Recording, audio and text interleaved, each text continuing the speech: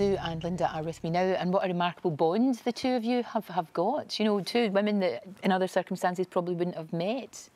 It's really, really remarkable. And you were saying that your son is with you. You still feel very much that he's with you. Oh, every day. I think of Martin every day. And all bereaved parents do. But the difference is you learn to take that loss with you in your lives rather than it be the all-consuming whole of your life. And does it help that the fact that he has allowed someone else to live? Oh, definitely. Martin's left such a legacy. I'm so proud of him for the gift of life he gave.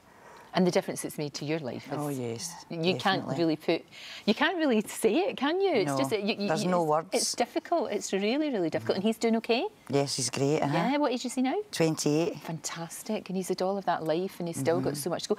The fact that he was a perfect match, and as we know, he really was at death's door, wasn't he? Yes. And to find that, the difficulty, as you said, and you put it so well, the difficulty is, yes, for your son to live, someone else has to die, which is the very hard part. But then there is that thing of the legacy, just like what you said. Yeah.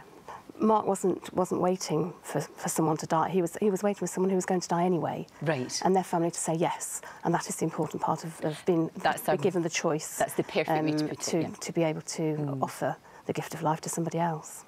And you're able to help other people because you've lived it and you know what it's like, and you're able to help others. And it's a very, very difficult thing to talk about. We're not very good at talking about death anyway, are we? It's kind of like the last taboo. But is it worth it, do you think, for people to have that conversation before something happens? Oh, most definitely. The worst possible time to have that conversation is like we were when we were sat in ICU being told that our child wasn't going to live. Right. And we had to make that decision very quickly. Whereas if families have had that conversation before and they're put in that position, it's so much easier for them to make that decision. Of course.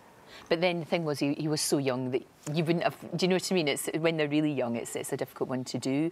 It's that thing of, I think, it's making some sort of sense of something that is so senseless in a way, you know, because he was struck down. Yeah.